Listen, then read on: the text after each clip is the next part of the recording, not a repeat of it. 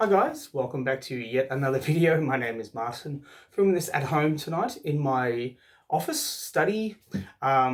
Usually what I do is I film this down at my storage unit, but tonight it's raining very heavily and I didn't want to risk taking all these comic books out in the rain down to the storage unit, so I thought I'd just do it here. So the audio will be a little bit different, the lighting's a bit different, so I apologize for the difference and also for the mess behind me. My office is a bit of a mess. But what I have for you tonight and in the subsequent videos, I have some videos to film. I've got the comic books here. I'm going to show them off all tonight, but this video is going to be my weekly pickup. So on Wednesday, I went down to All Star Comics in Melbourne and I picked up, as you can see, a lot of stuff. And this is just a week's worth of stuff. I also have, from the previous week, the Uncle Scrooge and the Infinity Dime, which I've yet to read. I don't know why. I have a lot to read. So the first one I want to show off is the X-Men freebie, like the sampler for their new relaunch, just to kind of whet the appetite for maybe lapsed X-Men fans, such as myself. It was fun to read through this, get more of an understanding of the titles coming out. Not everything is for me. That's fine. I'm going to pick up a few things such as like X Factor, maybe even X Force, but we'll see. Now, what I'm doing is in this video, I'm going to start from the books I want to read least, all the way through to the books that I'm keen on reading.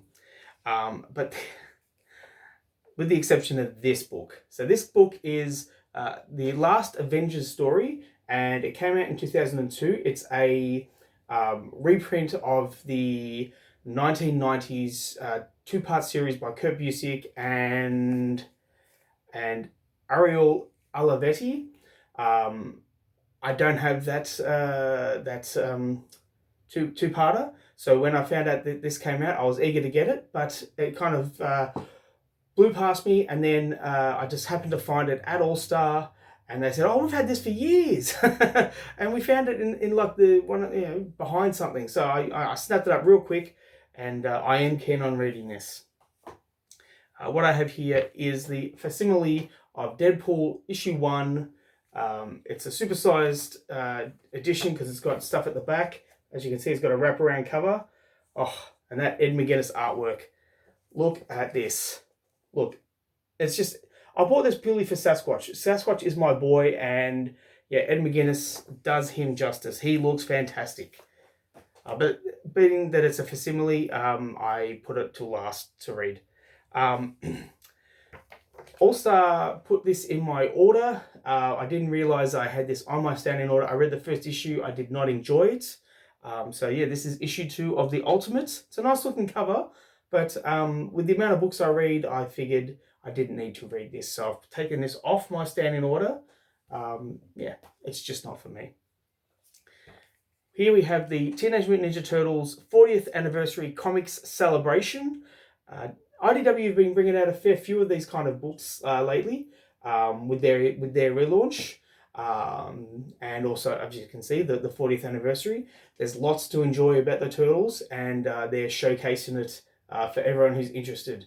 And look, even the back is looking great. So even though this is at the bottom, it's purely because it's such a thick book. It's going to take me a while to get through, but I am going to enjoy reading that.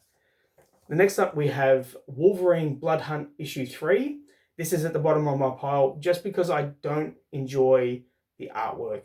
The story's fine, but the artwork is a little bit too muted in its color, and a little bit gets lost on me. So, yeah, it's at the bottom. Now, we have issue 3 of Ain't No Grave by Scotty Young. Now, this is a good read, but I don't know how long it's going for, and I don't know where it's going. So that's why it's near the bottom, but it's a very good read. The second last issue is Ghost Rider Final Vengeance, second last issue, so it's issue 5. Issue 4 was a good read in that it's centered around Johnny Blaze, looking hunting down the Hood, who I don't think is a good Ghost Rider. It's just not a good fit. No, not for me, but I'm glad that Johnny Blaze is on the case. So I'll be interested to read that and the subsequent last issue. Here we have Symbiote Spider-Man 2099 issue 5, the finale. What I liked about this series was that it was based straight after Peter David's run on Amazing Spider-Man 2099 Volume 1. So it just went straight from there and then just took off. I won't make any spoilers for what's been going on, but yeah, I'll be interested to read this.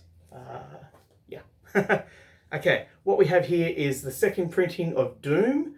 I did not pick up the first copy, or the first print, and that's to my detriment because this book has exploded, but this is a beautiful wraparound cover. Just, it looks fantastic. And even the interiors, I'm not going to spoil it, but wow. I can see why people like it. Wow. That looks like it's a good read. Now, Nightwing, issue 116. Yeah, it's part 3 of Fallen Grayson. So after this, we have 2 more issues with Tom Taylor. It's interesting. Yeah, I don't really know what else to say. I am interested to see how it ends. And this is just one of those steps to get to the end. I'm also intrigued by why Deadman is on the cover, because he recently died in one of the last crossovers, the mega events of DC. That horror one. I can't even remember the bloody name of the crossover. Anyway, yeah, he officially died, and he's back. He's back on the cover, and he's yeah, there we go. We'll see. Now, we have Batman Superman World's Finest, issue 29, by Mark Waid and Dan Mora. It's the finale of the Impossible story with all the imps. It's been a little bit weird, but really nice artwork, and I think that's what carries it through this kind of weird story. Now, we're on to the books that I have read. I read this last night, Daredevil issue 11, and wow. Yeah. Bullseye, man. Just, there's a reason why he's Daredevil's arch nemesis. Arch nemesis. He is hardcore. That being said, something's happened with Kingpin, and it's not explained in this series, so it must have happened in another book, possibly Spider-Man, which I'm not reading. Yeah, Kingpin's back, and something's happened, and it's very weird. I'm not really on board, but we'll see where we go. And I'm just glad that Bullseye's in this issue to cause a fuss. What we have here is the last issue of Union Jack the Ripper from with Bloodhunt, part of the Bloodhunt story, and this is great. This is such a good book. Now, I think it's Callum Scott Cavan Scott has written this with Kev Walker artwork, based in the UK. I think it's Manchester. It's action, extreme bloody action, and it's swearing, and it's just perfect. This is the kind of book I want to read. This is the kind of book that when I do my own books, this is the kind of book I want to emulate, because this is just perfect to my tastes. All right, now, I was keen to read this. It's Dark Knights of Steel All Winter, issue 1. It's in black and white except for one panel, and then there's a backup story with written by Tom Taylor. I am not privy to the Black Knights of Steel story. I don't know what's going on, and this is obviously like a spin-off. So I was very much lost with this story, but it took me a while to realize this is Deathstroke with the one eye. Yeah, it's intriguing, but I think I need to have read all of it before I started reading this. I was taken aback by the cover. It was a cover buy. So 3 more to go. What we have here is Annihilation 2099 issue 2 by Steve Orlando, and the artist is, just bear with me, Jose Luis. Wow, Jose Luis.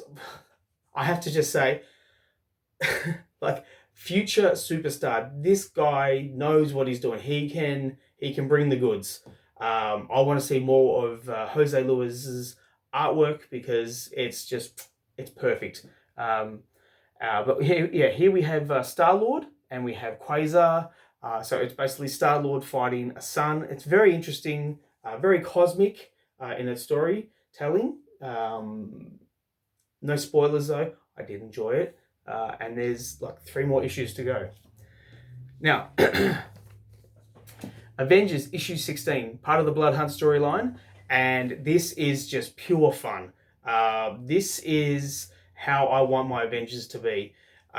It's Captain America just kicking butt and taking over, and everyone's doing their little things and just doing what needs to be done, having fun with it, but not to the point where it's just all about the comedy. There's very little comedy in here. It's just fun. It's a fun read.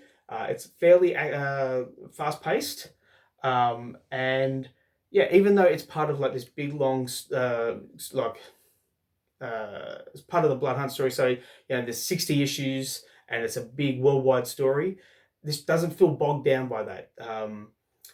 Jed MacKay has taken this concept and this guy, and we're just going to tell this one little story, one little aspect of it, and we're going to have a lot of fun with it.